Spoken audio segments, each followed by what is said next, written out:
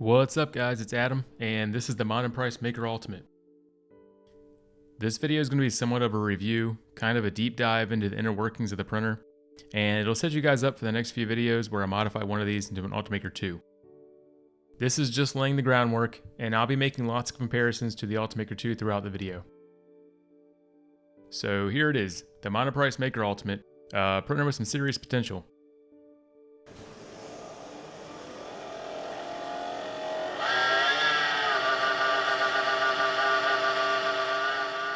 And a few problems. Let's start by looking at the frame. Some printers have weak frames that tend to twist a little when printing, which can cause some quality issues in the prints. This is not one of those printers. The frame is all metal, and it's easily the sturdiest 3D printer I've ever used. The extruder is a 1.75mm direct drive, and it's got an adequate feeder. It isn't geared or anything, so it will stall or grind if you print too quickly, but it does pretty well. The filament loads from the back, and I added this PTFE tube to help route it. This is the only change I've made to this printer, and I did it to keep the filament from tangling and to keep the extruder cable from coming unplugged. If you do this, make sure you find a tube with a loose enough fit to where the filament doesn't drag on it, because the extra resistance can cause under extrusion. The print cooling fan isn't the best. It's a bit weak and not really directed at the print, but that won't matter very long because the fans usually die after a few weeks anyway, which is the noise you heard a minute ago. PLA ends up sagging and curling. PETG is a little more forgiving, and larger prints suffer a little bit less since there's a little more time for the layers to cool. There's a couple aftermarket cooling fan designs on Thingiverse. If you're going to use PLA, I definitely recommend checking them out. The heater block itself contributes to the cooling issue a little bit. It's a big mass of metal sitting just above your print, and it tends to melt whatever's sitting below it. There's a silicone boot you can buy that'll go over the block and insulate it. I've done this on another one of these printers, and I can say it helps a lot. Fan issues aside, the extruder isn't too bad. The filament routes from the feeder, through the aluminum block, through the heat break tube, and into the nozzle. It's just a normal PTFE line heat break, and it's been pretty reliable with regular materials, not too many clogs or heating issues. What I really like about it is how easy it is to repair. These two set screws hold the heat break and the aluminum block, and once you loosen them, the heat break and the extruder drop right out. I do recommend replacing the two small set screws though, with some good stainless steel ones. The stock ones are pretty cheap, and the Allen heads are going to strip out after a couple uses. The printer has an Ultimaker style cross gantry system, and the print area is around 200 by 200 by 175mm. The foundation of the gantry is these four 8mm rods running along the top corners of the case, and this part is exactly the same as the Ultimaker 2. The spacing and the length of the rods is an exact copy from the Ultimaker, so you can even use Ultimaker rods and belts on this printer. Here's a model of the Ultimaker to give you a better visual. Here's the back and left side 8mm rods, and here's an exploded view. This is the back rod which drives the Y-axis. There's a stepper motor that rotates the rod. On the left and right sides you see the belts, and they move as the rod rotates. When they move, they drag along the sliders and the smaller 6mm rod, and this drags the extruder along with it. The Monoprice works exactly the same way, but differs in how everything mounts up. It uses these bearings that attach using M5 screws, and the bearings hold the 8mm rods. The bearings have some play in them where the screws go through them. Not much, maybe a 1/4 millimeter or so on each one, but if they aren't exactly perfect, it'll put the gantry out of square. The sliders on the Monoprice are a little bit beefier in order to support the heavy direct drive extruder. They doubled up on the 6mm rods, used aluminum for the sliders, and attached them using screws. These sliders are another adjustment point. The two 6mm rods are secured at both ends with set screws, so everything is really rigid once it's assembled. The problem is that if any of these adjustment points is off, the print head tends to freeze up, usually in one of the corners. To visualize this, check this out. This rod is sitting 18mm above this one. Let's say this rod is just a little bit out of alignment and it makes the spacing a little under 18mm. So right here you have smooth motion in the center, but as soon as you move closer to this corner, it freezes up. That's because the block is solid aluminum, and the bearings are mounted to a sturdy case that's never going to give. Everything is just so rigid, nothing can give, and it just locks up.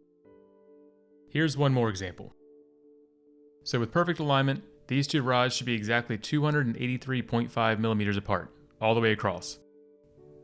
This measurement is the same between the Ultimaker and the Monoprice. If one of the bearings is a bit off and you don't maintain that distance, it might start off good on the left side, but by the time you get to the right side, that distance has changed. Everything is metal and secured with screws, and the printer is trying to stretch or compress the rods, and that's never going to happen, so it ends up freezing on the right side.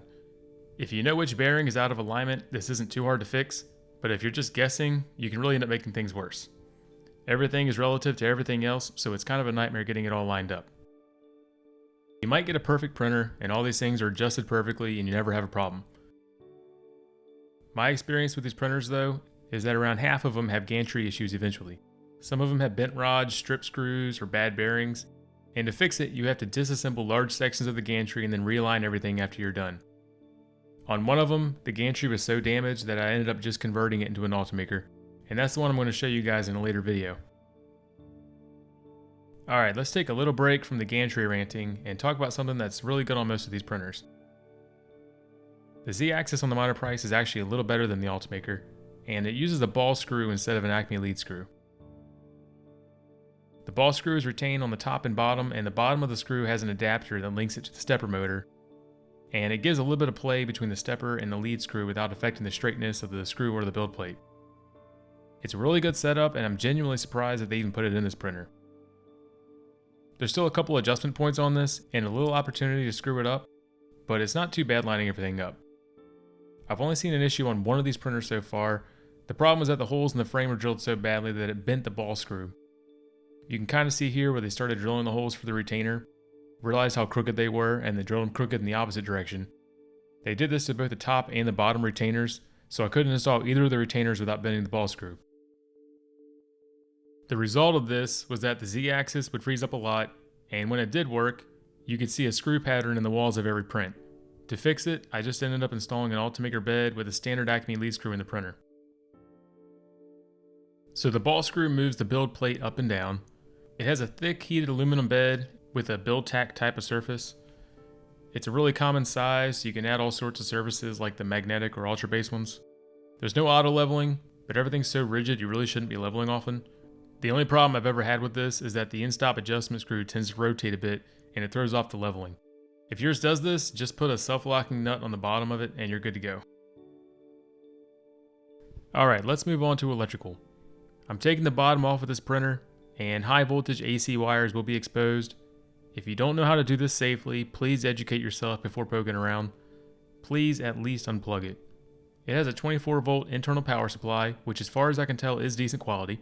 I believe it's rotated 180 degrees out of its ideal mounting position though, because the hole for the intake fan matches the hole in the bottom cover, but only if you rotate the power supply around. This might not have a huge effect on anything, it's just an observation. The board is almost exactly an Ultimaker 2 board, with 4 stepper drivers instead of 5 on it. The layout of the board, screw positions, components, LCD, everything is the same. This is definitely a clone from Ultimaker's design files.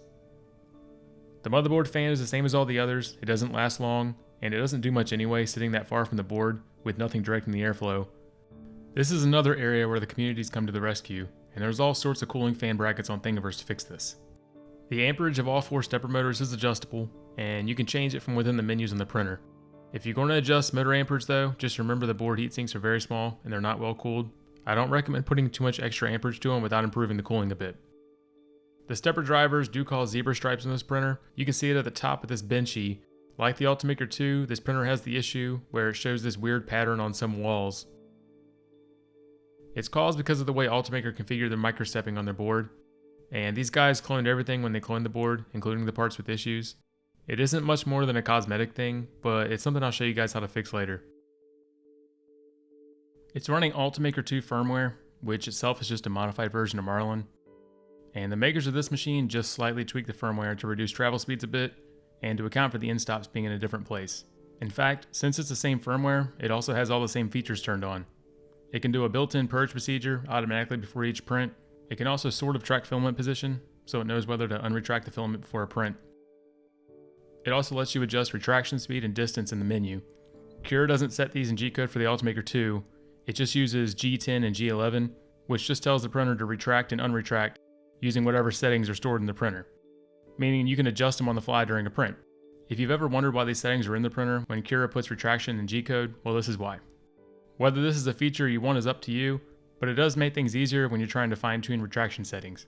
This firmware is also the reason you get a warning before every print, saying it's going to override machine settings. It's expecting Ultimaker 2 G-code, and most profiles slice for just regular Marlin. The built-in Cura profile isn't exactly fine-tuned for this printer. It's just a default profile using all default settings. We could go through and tweak things to work a little bit better with this printer, but there's a better way. This printer is running the Ultimaker 2 firmware, so let's start there. I'm going to add the Ultimaker 2 Plus, since I like the built-in profiles. I'll rename it to Monoprice just for myself. You can call it whatever. The bed size and build height are a little smaller than the Ultimaker 2, so change those to match the Monoprice. The filament is 1.75, so let's change that. So I went with the Ultimaker 2 profile for a few reasons. First, it's pre-configured for the Ultimaker 2 firmware, and set up to use Ultimaker 2 G-code. There's no start or end G-code needed, because the printer handles all that. It's got some profiles that give a better print quality than the standard ones. The default print speeds are maybe a little high if you're running the stock fan, but that's easy to fix. Just drop down the main speed, and everything else will scale along with it. Typically, the slower you go, the less drooping and curling you'll get. If you modify the printer for an aftermarket fan, you should be able to print at the default settings though. Now, have a look through the advanced settings, and you won't see anything about print temperature or retraction because that's all stored within the printer. The way this is set up, you could slice a file for PLA, save it to the SD card, and start the print with ABS filament loaded, and the printer will know to use ABS settings. Some of this stuff is user preference, and you don't have to use Ultimaker 2 G-code if you prefer to have settings available. You can just change the G-code type to Marlin and it'll bring everything back. Alright, that's about all for this one. If you liked the video, please hit the like button. I'm working on a few more videos on this printer, and I'll go deeper into some of the things I showed you. If you want to see them, hit subscribe. Please leave feedback and questions in the comments, and I'll get to work on the next one.